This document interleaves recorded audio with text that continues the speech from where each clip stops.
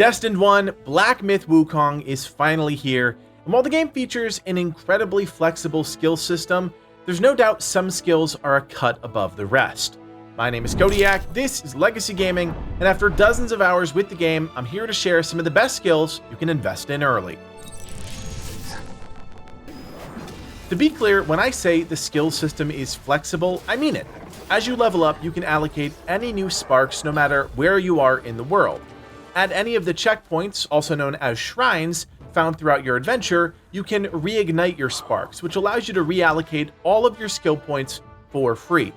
I did this over a dozen times throughout my first playthrough because there's such a good array of skills to invest in, made even better over time with the introduction of new spells and abilities. For the purposes of this video, we're going to keep things simple, and while you will see a more expansive skill tree, things won't be this opened up for you during the first and second chapters. My goal is to give you insights that will help you step off on your adventure, so a fair number of these might be out of reach to start, but after a few hours, you'll be able to tap into nearly all of them.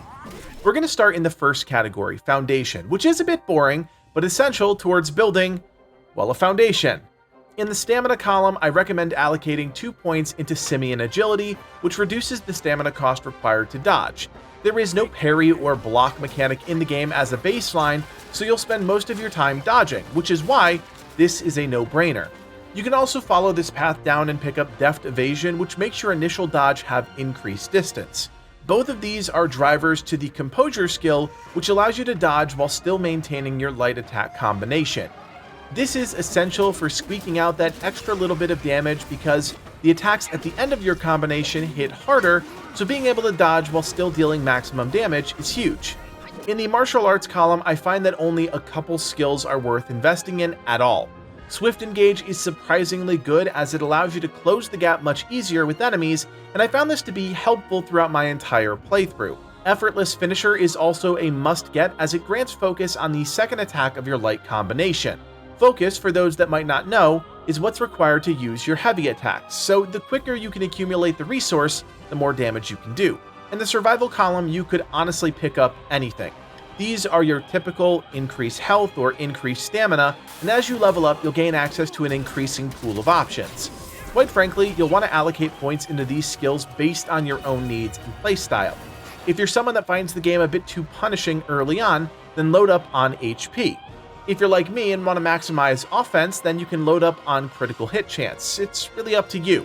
Eventually, you'll have access to Rough Skin and Spiritual Awakening, which I find to be two essential skills, but those don't unlock for some time. Moving over to the Staff Stances tab, there's a lot we can talk about here. The game features 3 distinct combat stances, and you can lean into one or all 3 of them as you see fit. There's no right or wrong choice on this page because your stance is really dependent on what scenario you're dealing with. Smash Stance is a great all-around pick, and one of the keys is the skill Resolute Counterflow. With this skill, you can use a heavy attack during a light attack combination and spend a focus point to unleash a powerful attack while also ignoring an incoming enemy attack. This is great for tricky encounters or boss fights where the enemy attack pattern is fast and you have a smaller window of opportunity. You can amplify this even further with Skyfall Strike, which adds another high damaging move into the sequence if you have a second focus point available. Pillar Stance is the one I've had the least experience with, but explored it for a decent while during Chapter 2. It's an interesting concept. While in this stance, you can hold down the heavy attack button to prop yourself in the air at the end of your staff.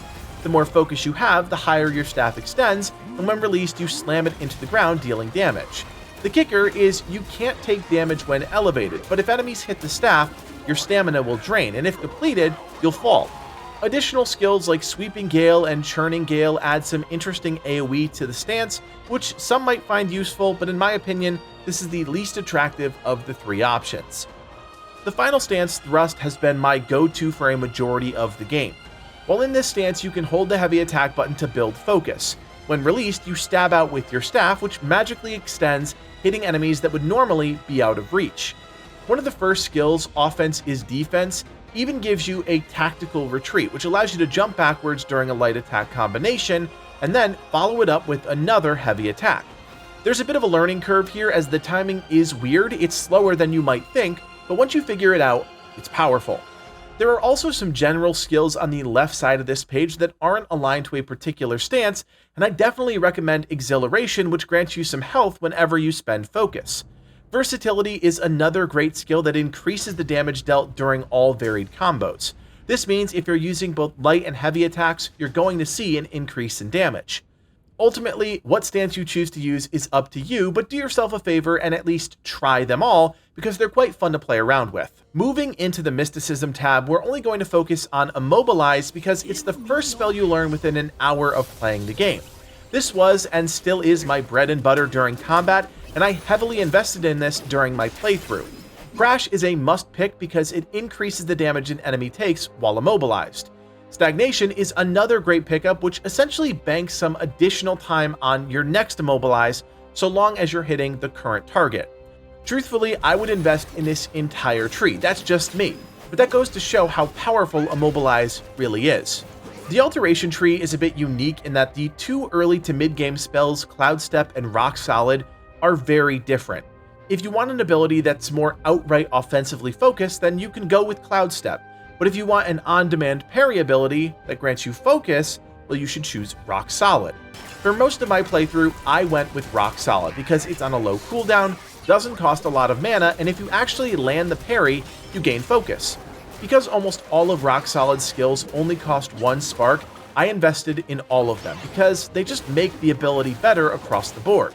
Everything is driving towards Bold Venture, which grants you mana back on a successful deflection, which is huge because mana management is a major aspect of combat within the game. So I highly recommend you lean into Rock Solid if you go that route. On the other hand, Cloud Step is cool, but I didn't find it to be all that useful. If you are going to take it, you want to use it as an offensive option, which means picking the right skills that enhance it further. Concealed Observation grants you additional crit chance on your Unveiling Strike, that first attack out of stealth, the longer you stay concealed. In combination with Converging Clouds, which extends the duration of Cloud Step, you do have a decent combination. Jumping over to the Strand tab, I'm a big fan of the early to mid-game skills, and that's because I love the spell A Pluck of Many. It's a heavy hitter with a huge mana cost, but what you get is entirely worth it. When used, you summon duplicates of the Destined One, and these copies will distract and attack any enemies in the area, including bosses. When you fully invest in skills that support this spell, you gain a lot more versatility with the ability. Tyranny of Numbers increases the damage the duplicates deal. Long Strand increases the duration of the duplicates, and Harmony, which is a huge skill to obtain, grants you focus whenever your duplicates use light attacks on enemies. The list goes on, and there's really no bad choices here. The only one I'd say you have to be careful with is Insult to Injury. If you take this skill, you'll want to hold Immobilize until after A Pluck of Many, because you'll deal more damage overall. If you don't use the skill after, as the tooltip suggests, to enhance the damage, the skill is useless. Finally, let's talk about transformations. Throughout the game, you will find special bosses or uncover secrets that grant you access to new transformation spells. The first one can be found early on in Chapter 1 and can be obtained by defeating the boss Guanji in the Forest of the Wolves. He's relatively hard to miss if you explore the zone, but it is possible.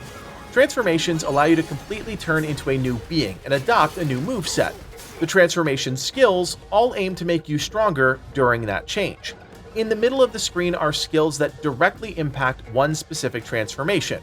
For example, Rage Burst increases Scorch damage, but that's only relevant to the Ashen Slumber transformation.